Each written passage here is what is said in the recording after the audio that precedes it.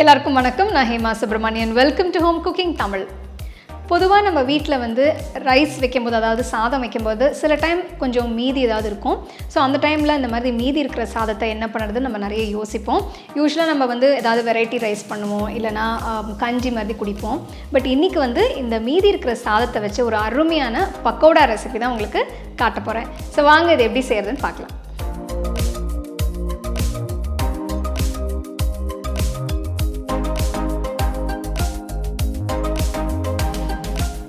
இந்த டேஸ்டியான பக்கோடா செய்ய ஒரு பெரிய பாத்திரத்தில் 2 கப் மீந்த சாதத்தை எடுத்துக்கோங்க.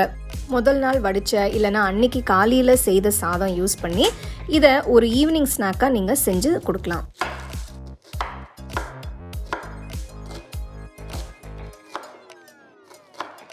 இதுக்கு பொடுசா நறுக்கின ஒரு பெரிய வெங்காயம், பொடுசா நறுக்கின 2 பச்சை மிளகாய்,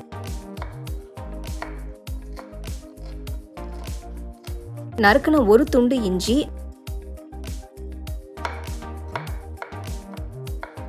நறுக்கின 4 பல்லு பூண்டு, கொஞ்சம் நறுக்கின கருவேப்பிலை, பொடுசா நறுக்கின கொத்தமல்லி இலை சேர்த்துக்கலாம். பாருங்க, நான் எவ்வளவு பொடுசா எல்லாத்தையும் நறுக்கியிருக்கேன்னு. இப்படி கட் பண்ணி சேர்த்தாதான் இந்த பக்கோடாக்கு நல்லா இருக்கும். இப்ப சேர்த்த எல்லாத்தையும் சாதத்தோட நல்லா கலந்து விடுங்க. அடுத்து 1/4 டீஸ்பூன் மஞ்சள் தூள், 2 டீஸ்பூன் காஷ்மீரி மிளகாய் தூள், 1 டீஸ்பூன் சீரகத்தூள், 1/2 டீஸ்பூன் கரம் மசாலா தூள், 1/4 டீஸ்பூன் பெருங்காயத்தூள், 1 டீஸ்பூன் உப்பு சேர்த்துக்கலாம். உப்பு உங்க டேஸ்ட்டுக்கு தகுந்த மாதிரி போட்டுக்கலாம்.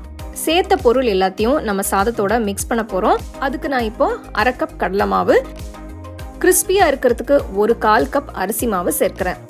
உங்ககிட்ட அரிசி மாவு இல்லைன்னா நீங்க கடலை மாவு மட்டும் போட்டு கூட இதை செஞ்சுக்கலாம்.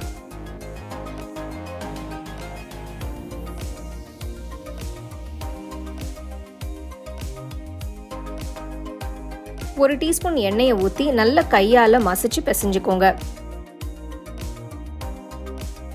நல்லா பிசையும் போது உப்பு டேஸ்ட் பண்ணி பார்த்துட்டு தேவைப்பட்டா இன்னும் கொஞ்சம் சேர்த்து நல்லா பிசைங்க.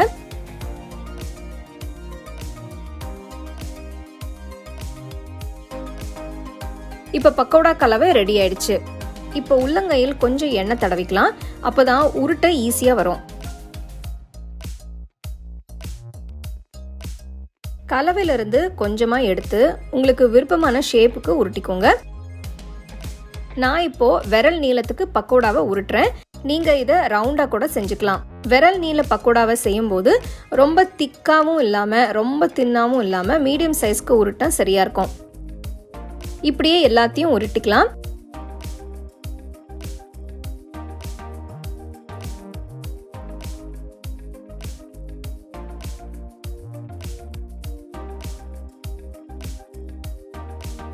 ஒரு கடாயில தேவையான அளவு எண்ணெயை ஊத்தி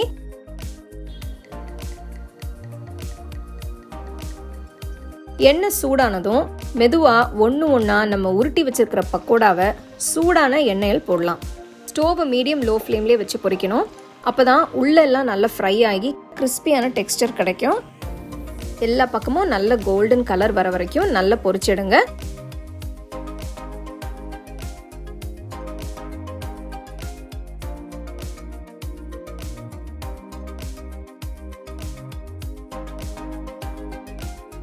டேஸ்டியான கிறிஸ்பியான ரைஸ் பக்கோடாஸ் ரெடி ஆயிடுச்சு. இதை சூடா சட்னி இல்லைன்னா சாஸ் கூட பரிமாறுங்க.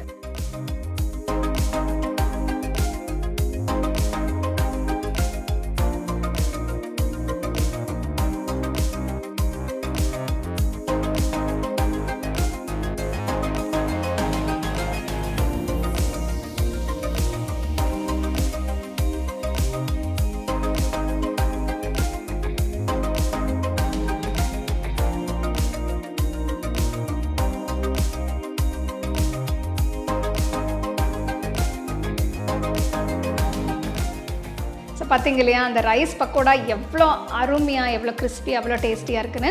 இது வந்து நெக்ஸ்ட் டைம் உங்கள் வீட்டில் வந்து சாதம் ஏதாவது மீந்துருச்சுன்னா இந்த மாதிரி நீங்கள் டிஃப்ரெண்ட்டான ஸ்நாக்ஸ் நீங்கள் ட்ரை பண்ணி ஈவினிங் டீ டைம்க்கோ இல்லைன்னா சும்மா கூட நீங்கள் சாப்பிட்லாம். கண்டிப்பாக அது நீங்கள் ட்ரை பண்ணி ரசித்து சாப்பிடுங்க.